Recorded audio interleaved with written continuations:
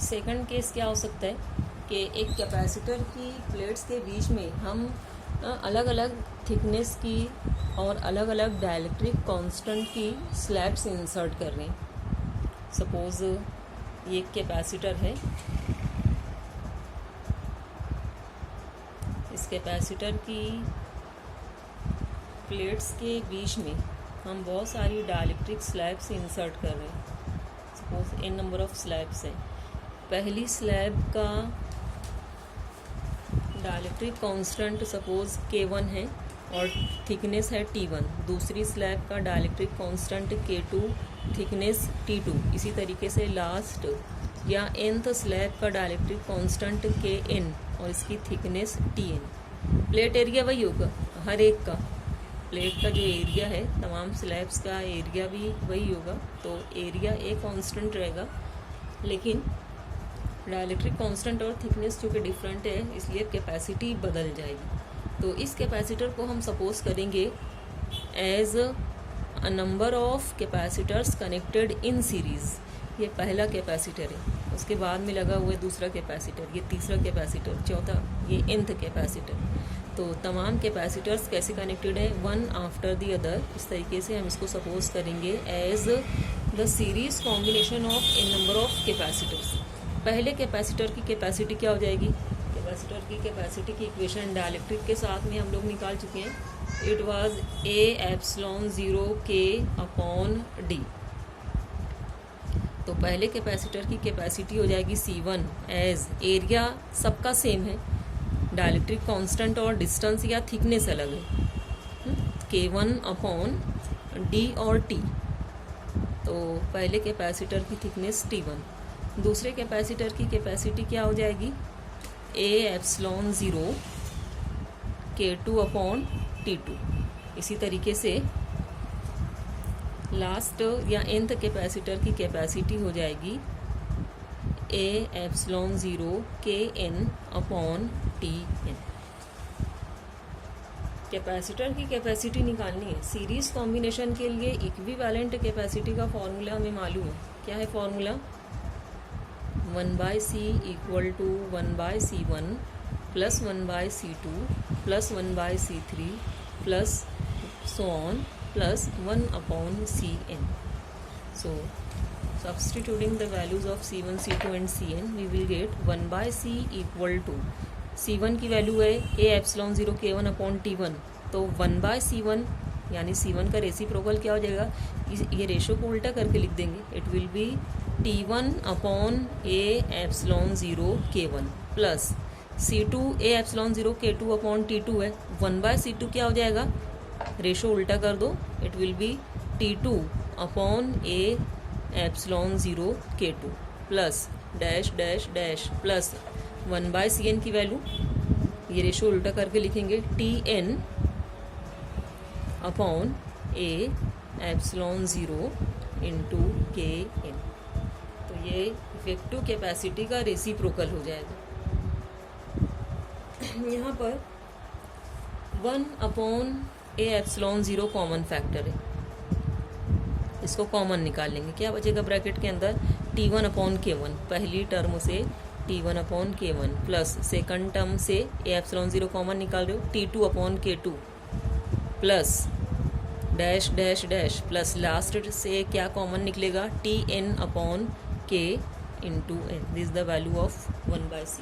तो capacity C क्या हो जाएगी, 1/C को C लिखोगे, इस तरफ का रेशो भी उल्टा हो जाएगा। It will B A∈0 this bracket T1/K1 plus T2/K2 plus so on plus Tn/Kn। So this is the equation for capacity of a capacitor which is having a number of dielectric slabs of different dielectric constant and different thickness, which is considered as a series combination of n number of capacitors. Now if the capacitor is consisted of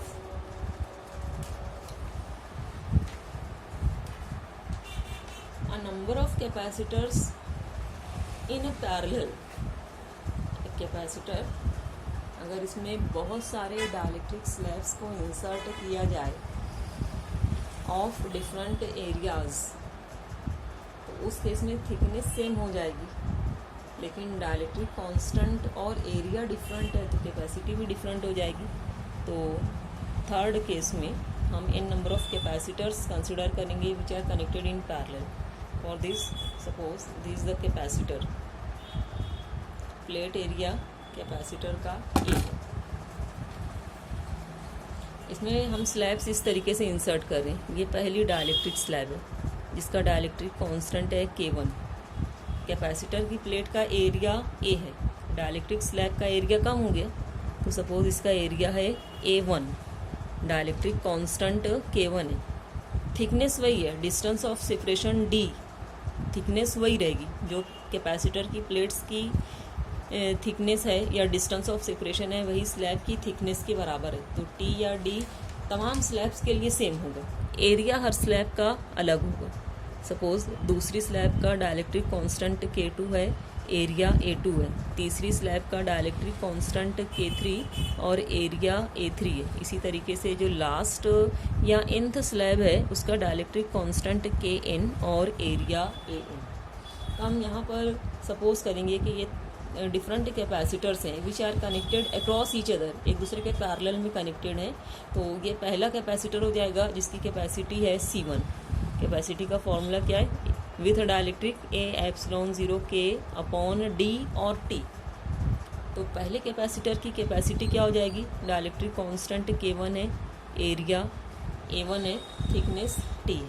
second capacitor की capacity हो जाएगी, second capacitor का area A2, dielectric constant K2 है, तो capacity हो जाएगी epsilon 0 A2 K2 upon thickness same है T। In the same way last या nth कैपेसिटर की कैपेसिटी हो जाएगी Cn equal to last capacitor का एरिया An और dielectric constant Kn upon T। अभी तमाम कैपेसिटर्स एक दूसरे के अक्रॉस कनेक्टेड हैं, पैरेलल में हैं, और पैरेलल कॉम्बिनेशन के लिए हमें इफेक्टिव कैपेसिटी, इक्विवेलेंट कैपेसिटी का फॉर्मूला मालूम है। क्या है?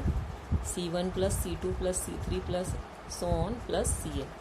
पैरेलल कॉम्बिनेशन में इक्विवेलेंट कैपेसिटी इंडिविजुअल कैपेसिटीज़ की जमा के बराबर होती है। So substituting the values of C1 C2 and Cn। C1 की value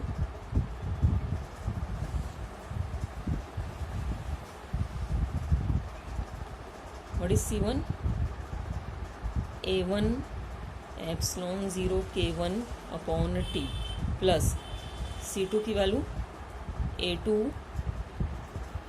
epsilon 0 K2 upon T plus dash dash dash plus Cn की value An epsilon 0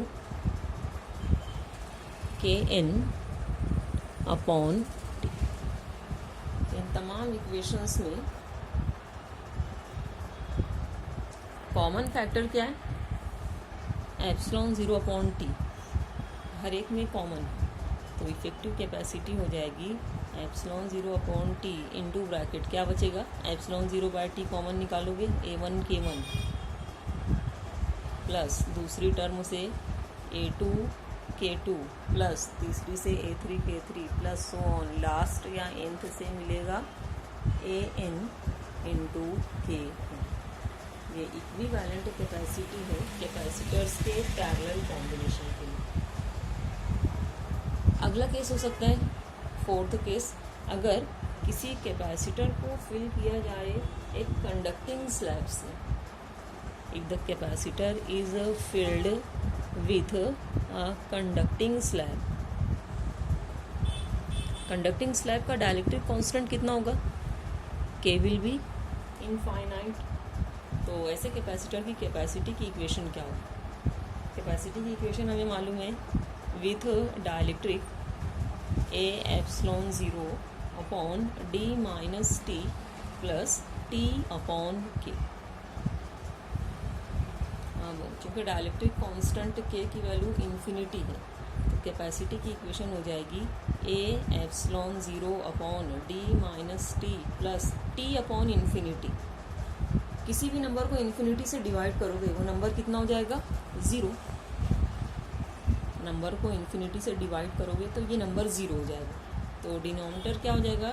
d minus T plus 0, that is it will B d minus T.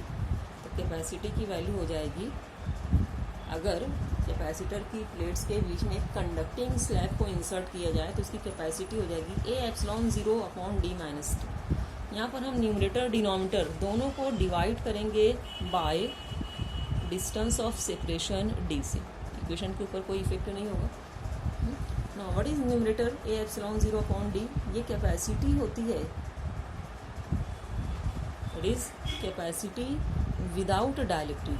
C0 की value है, dielectric के बगैर capacity हमें मिलती है ए epsilon 0 upon D upon D minus T upon D. ये value equal to sign के इस तरफ लेकर आएंगे तो या फैक्टर डी को न्यूमरेटर में लेकर जाते हैं तो capacity with dielectric C will be equal to C0 into D upon D minus T.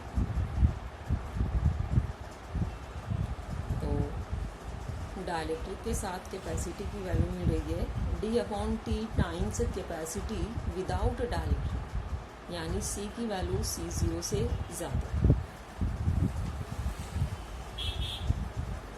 With dielectric. There में भी डिफरेंट केसेस। पहला केस क्या हो सकता है? अगर डायलेक्ट्रिक से पूरी स्पेस को फिल कर दिया जाए। ये इक्वेशन हमने कैसे निकाली है? हमने कैपेसिटर की प्लेट्स के बीच की पूरी स्पेस को फिल नहीं किया था, हमने टी थिकनेस की डायलेक्ट्रिक स्लैब को इंसर्ट किया था, बाकी की स्पेस खाली थी। अगर डायलेक्ट्रिक मटेरियल को इंसर्ट किया जाए कैपेसिटर की प्लेट्स के बीच में इस तरीके से कि ये डायलेक्ट्रिक पूरी स्पेस को एक्वायर कर ले, तो थिकनेस कितनी हो जाएगी डायलेक्ट्रिक स्लैब की? डिस्टेंस ऑफ सेपरेशन के बराबर हो जाएगी। प्लेट्स के बीच का जो डिस्टेंस ऑफ सेपरेशन है वो डायलेक्ट्रिक स्लैब की थिकनेस टी के बराबर हो जाएगा। तो पहला केस क्या होगा? If the dielectric slab occupies the entire space between the plates of the capacitor, then its capacity will be a epsilon 0 upon d minus t। Thickness distance के बराबर हो जाएगी तो t की वैल्यू पुट करेंगे हम इक्वल टू d, डिनोमिनेटर हो जाएगा d minus d plus t की वैल्यू फिर से d लिखेंगे upon k। d minus D will be cancelled. Capacity हो जाएगी ए एप्सिलॉन 0 अपॉन डी अपॉन के, फैक्टर के ऊपर जाएगा तो कैपेसिटी हो जाएगी ए epsilon 0 K upon d. What is A epsilon 0 upon d? It is the capacity of the capacitor without dielectric slab. So capacity of the capacitor it will be equal to C0, capacity without dielectric slab को हम C0 लिखेंगे into K, और we can write C upon C0 is equal to K. From here it is clear that capacity C is greater than C0।